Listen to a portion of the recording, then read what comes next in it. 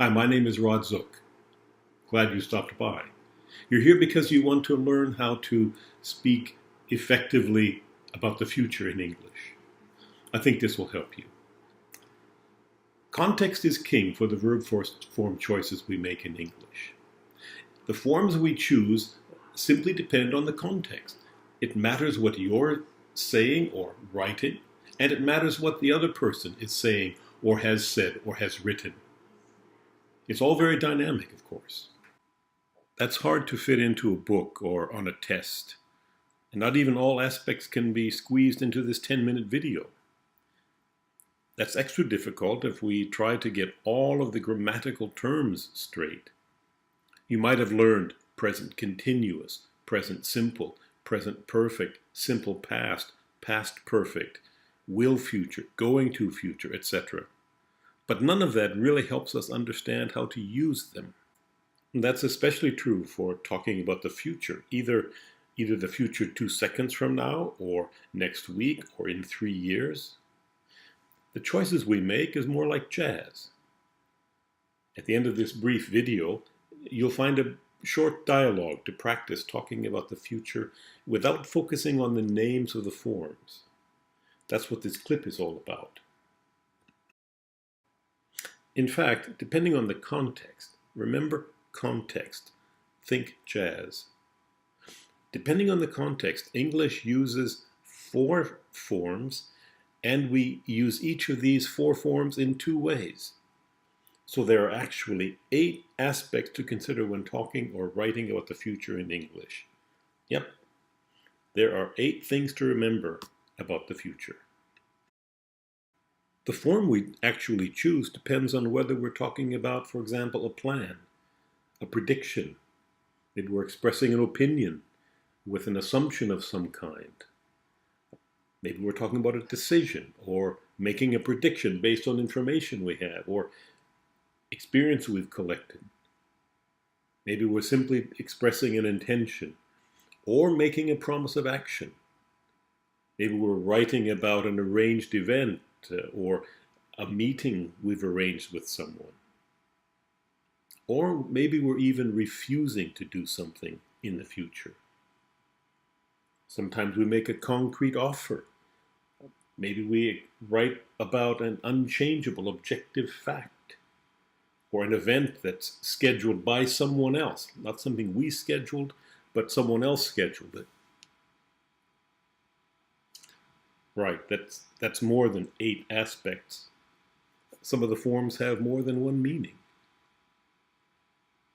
That's a lot, isn't it? But that's where the music is. And that's why it takes some practice to switch between the forms to talk about the future like a native speaker. A native speaker who probably doesn't really know why she chooses this or that form. She just knows. And that's exactly what makes it difficult to put this all into 2 dimensions of a book or on a test. Often there are no clear right or wrong answers or responses.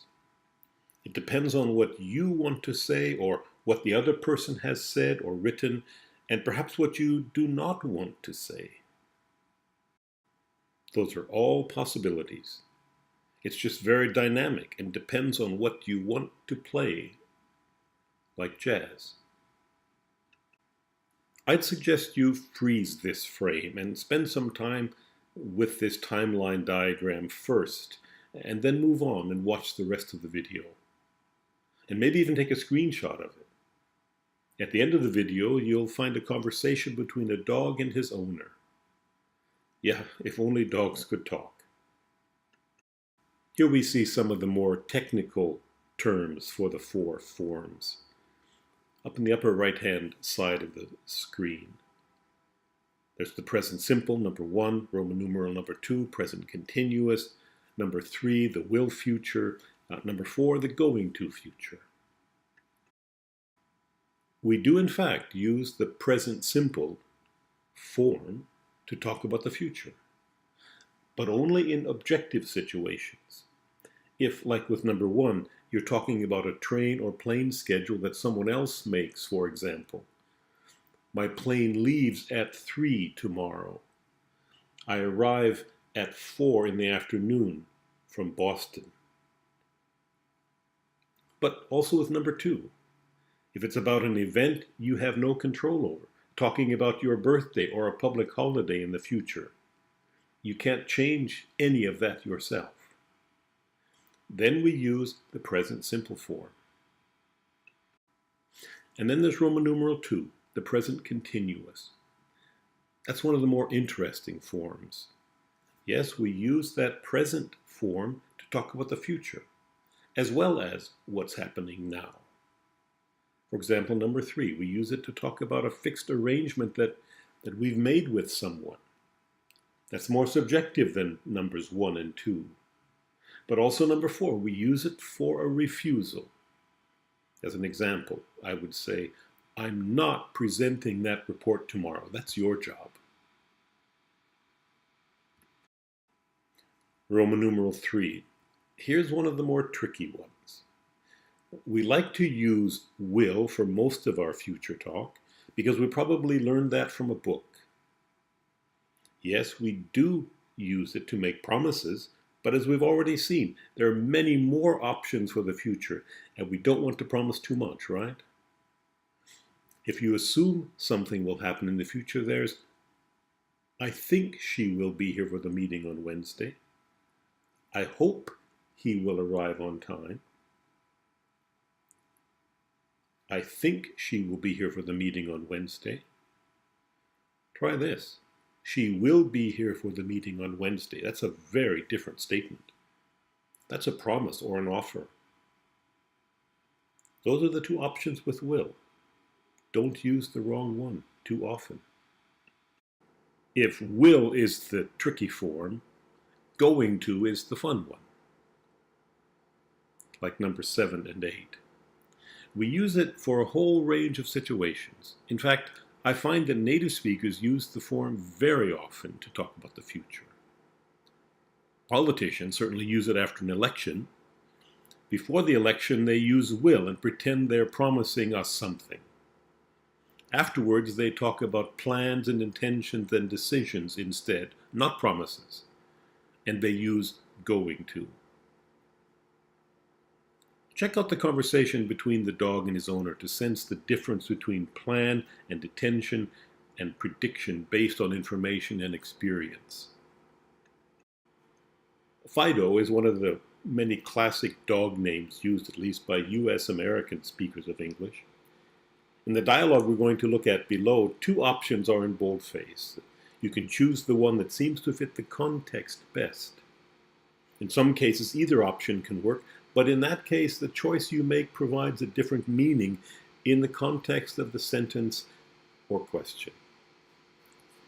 And as in any conversation, the dialogue shifts naturally between the future and aspects of past and present. In other words, not every one of the sentences or questions in the dialogue relates directly to talking about the future. See if you can also catch that aspect as Fido and his owner talk about the upcoming 30 minutes or so in their life together. Give it a try. Stop the video in a moment and take a screenshot. Give Fido a voice. Find yours in English to talk accurately and with understanding about the future. Here's the conversation. If you're not sure which of the 2 options to choose, look back at your screenshot of the timeline chart and read the description of the 2 form choices given. For example, in line 6, Sam says either, "Don't worry, I will let you know," as a promise, or "I'm going to let you know," as more of an intention or a decision. Either form could be okay, but there's a difference, and line 7 gives us an idea of how Fido responds. He seems to want the assurance of a promise and isn't sure that Sam will carry through, will deliver on a promise. If you have questions about which one you chose when you're finished, drop me a message in the comments below and we can exchange a few notes to figure it out. Then practice, practice, practice. Practice the choices until you feel comfortable using the different forms to talk about the future like a native speaker. All the best.